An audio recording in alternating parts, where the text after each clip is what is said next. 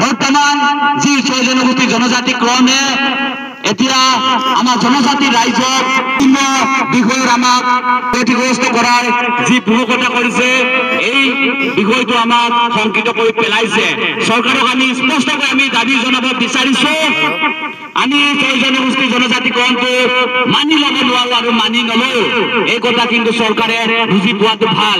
আৰু আটাইতকৈ দুৰ্ভাগ্যজনক কথাটো হৈছে যে অসম আৰু অসমীয়া সুৰক্ষিত ভৱিষ্যতৰ কাৰণে 6 জনগোষ্ঠী জনজাতিকৰণৰ কথা বতৰাবোৰ অত্যন্ত দুৰ্ভাগ্যজনক। যদি অসম আৰু অসমীয়াক যদি সুৰক্ষিত ভৱিষ্যত বা অসম আৰু অসমীয়াৰ ভৱিষ্যত যদি সুনিশ্চিত কৰিব বিচাৰে তেন্তে অসম চৰকাৰে বা কেন্দ্ৰীয় চৰকাৰে ইনাৰ লাইন পাৰ্মিটৰ ব্যৱস্থা চৰকাৰে পদক্ষেপ গ্ৰহণ কৰক, তেতিয়া এই অনুপ্ৰৱেশকাৰী বাংলাদেশী ন্যায় আমাৰ ইয়াত প্ৰৱেশ কৰিব নোৱাৰিব।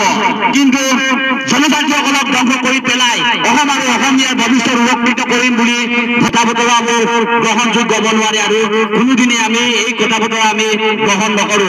গতিকে চৰকাৰক আকৌ দাবী জনাইছো, আমি ট্ৰাইবেল হিচাপে এতিয়াও আমি কমপ্লিটলি আমি অধিকাৰ পোৱা নাই। ট্ৰাইবেল হিচাপে এতিয়াও আমি পঞ্চম আৰু ষষ্ঠ অনুসূচীত আমাক অন্তৰ্ভুক্ত কৰা নাই। গতিকে যিখিনি অধিকাৰ আমি পাই আছো এই অধিকাৰটো কোনোবাই ৰঙা চকুৰে যদি চাবলৈ আৰম্ভ কৰে এই কিন্তু কথা বতৰাই কিন্তু জনজাতি ৰাইজক শংকিত কৰি পেলাইছে। গতিকে চৰকাৰক সকীয়াই দিব বিচাৰিছো, 6 জনগোষ্ঠী জনজাতিকৰণ বন্ধ কৰিব লাগিব আৰু 6 জনগোষ্ঠী জনজাতিকৰণ কোনোপধ্যেই জনজাতি ৰাইজে মানি ল'ব নোৱাৰে।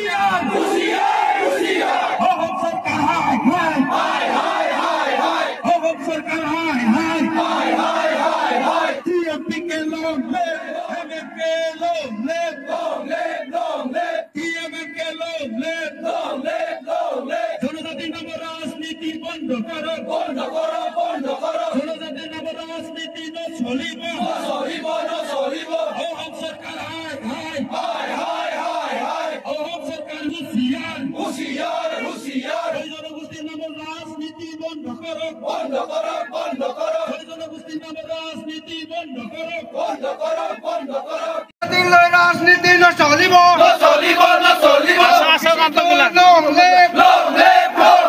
জাতীয় ঐক্য জিন্দাবাদ, জনজাতি ঐক্য জিন্দাবাদ, জনজাতি ঐক্য জিন্দাবাদ, জনজাতি ঐক্য জিন্দাবাদ, TMPK long live, MMK long live, TMMK long live, betul kepairang.